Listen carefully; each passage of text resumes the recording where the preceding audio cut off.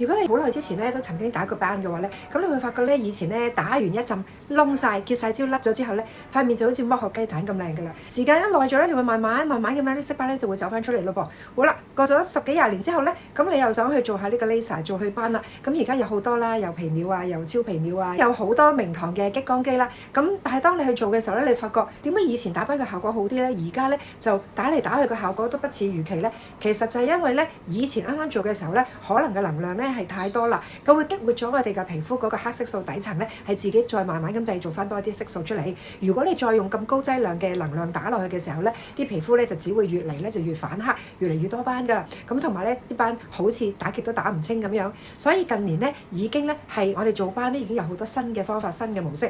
打斑用 laser 唔係唯一嘅出路，有好多比較溫和、對皮膚有效同埋係針對咧修護個底層嘅方法咧已經出咗嚟啦。如果你都面對呢個色斑、荷爾蒙斑嘅問題咧，歡迎你試下呢一個新嘅祛斑策略啊！